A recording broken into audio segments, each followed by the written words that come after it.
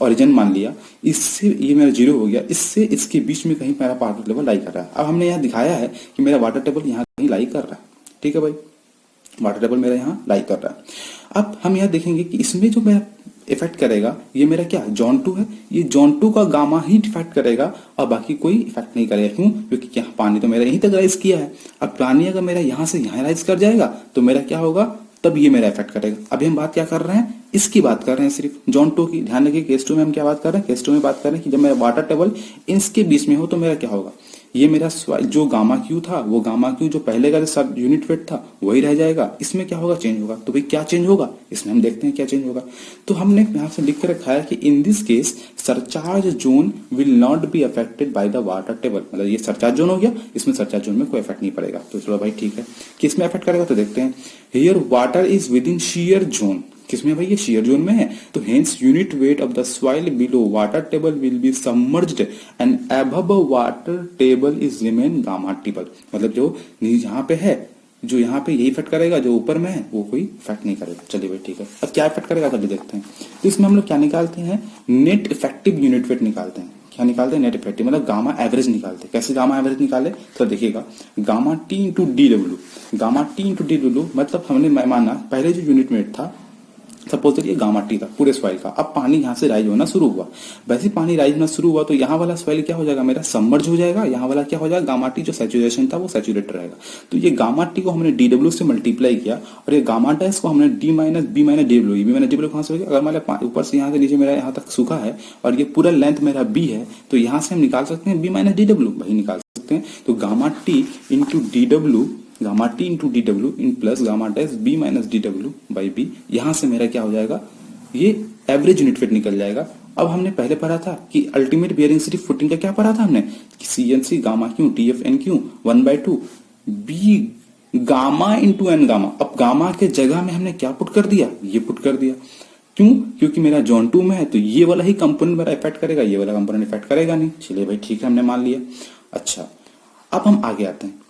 ये हमने बस ये ध्यान रखें, कभी कभी बच्चों को जरूरत होती है, दिक्कत होती है कि यहाँ पे सर ये क्या लिखा है अपने गामा डैश। ये गामा डैश का मतलब है गामा सबमर्ज, मतलब gamma sat minus gamma W, ठीक है। ये gamma sat minus gamma W gamma submerge है, क्योंकि पानी ऊपर आ चुका है। जितना सूखा था उतना सूखा ले लिया, जितना भिजा हुआ था उसने भिजा हुआ लिया यूनिट वेट। अच्छा ठीक है भाई। अब वेट अब तीसरा केस ले रहे हैं। तीसरा केस ये बोलता है कि वाटर टेबल इन जोन 1, अगर वाटर टेबल मेरा जोन 1 में है तो क्या करेंगे भाई, अब जोन 1 में है तो मेरा क्या हुआ, शियर फेलियर जोन भी इफेक्ट करेगा और मेरा जोन 1 भी इफेक्ट करेगा, सरचार्ज जोन भी इफेक्ट करेगा, ठीक है। तो हम ठीक है भाई देखते हैं अब क्या इफेक्ट करेगा।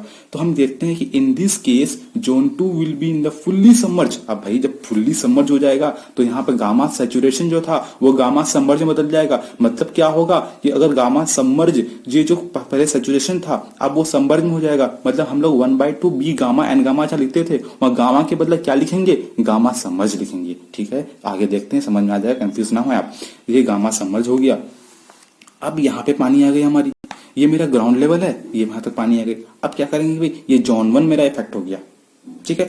अब जोन 1 का एवरेज निकालेंगे, तो जोन 1 का एवरेज निकालने के लिए ये मेरा गामा टी हो गया, यहाँ तक पानी आ गया तो भाई ये गामा समझ हो गया। तो gamma T into H W और गामा डैश में D my F minus H W divide by depth of foundation. देखिए यहाँ आपने लिख के रखा है, गामा एस क्या हो गया, गामा सैचुरेशन गामा सबमर्ज में बदल गया, और गामा क्यू क्या हो गया, gamma T into H W gamma dash D F minus H W by depth of foundation. बहुत ध्यान देने की जरूरत है। यहाँ पे हमने लिखा, जब हमने एवरेज लिया है तो ये डेप्थ ऑफ फाउंडेशन लिखा है, ठीक है। यहाँ पे डेप्थ ऑफ फाउंडेशन लिखा है, क्यों, जब मेरा पानी जोन 1 में था, जब हमारा पानी जोन 2 में था, जब हमारा पानी जोन 2 में था, ध्यान देने की बात है, जोन 2 में था, जब हमने गामा से एवरेज निकाला था उसको डिवाइड किया था विड्थ ऑफ फाउंडेशन से, किससे डिवाइड किया था, विड्थ ऑफ फाउंडेशन। अब आप ही सोचिए, जब मेरा पानी यहाँ होगा तो हमने इसी से ना डिवाइड करेंगे, अब पानी मेरा यहाँ होगा तो हमने इससे ना डिवाइड करेंगे एवरेज निकालने के लिए।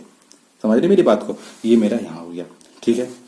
अब इसके क्रॉसपॉन्डिंग अब मेरा जो अल्टीमेट बियरिंग कैपेसिटी का फॉर्मूला आ जाता है वो आता है Q equal to C N C plus, अब ये मेरा इफेक्ट क्या था जोन 1, ये मेरा जोन 1 का component gamma T into H W plus gamma dash D F minus H W by depth of foundation D F into N Q plus 1/2 gamma dash B N gamma, ठीक है।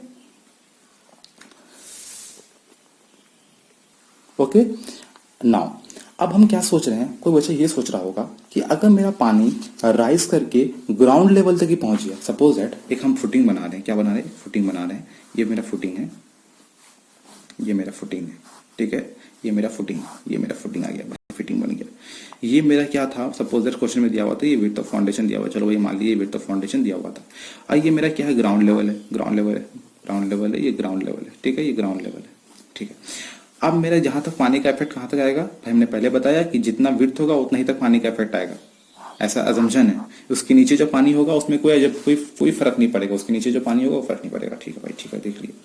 अब देखिए, आपको ये सोच रहा होगा सर आपने ये तो बता दिया कि पानी का लेवल यहाँ आया तो ठीक है, पानी का लेवल यहाँ आया तो ठीक है, अगर पानी का लेवल राइज होकर यहाँ तक पहुंचे, ग्राउंड लेवल तक राइज कर गया, तो बियरिंग कैपेसिटी पे क्या फर्क पड़ेगा। अरे सर ठीक है, ये भी देख लेते हैं। बियरिंग कैपेसिटी के ऊपर अगर पानी पहुंच गया तो क्या होगा सर, यहाँ पे गामा टी जो है ये भी गामा सबमर्ज में हो जाएगा, और ये यहाँ का जो गामा टी है ये भी सबमर्ज हो जाएगा। मतलब ये हो गया कि ये सारे चार्ज जोन और शियर फेलियर जोन दोनों मेरा गामा सबमर्ज में कन्वर्ट हो गया। मतलब क्या हो गया, ये आज मेरा इक्वेशन क्या बन गया, gamma C N C into gamma, ये सबमर्ज हो जाएगा D F into N Q plus 1/2 B N gamma into gamma submerge, ठीक है, ये तो बन जाएगा, ठीक है।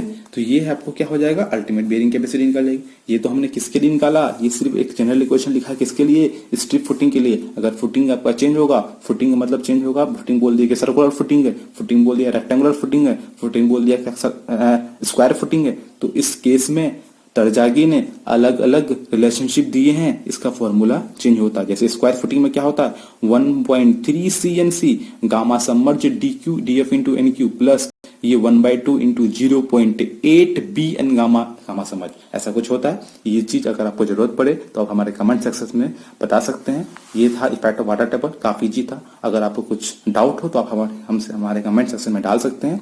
और प्लीज मेरे चैनल को सब्सक्राइब कीजिए, लाइक कीजिए और शेयर जरूर करें। Thank you.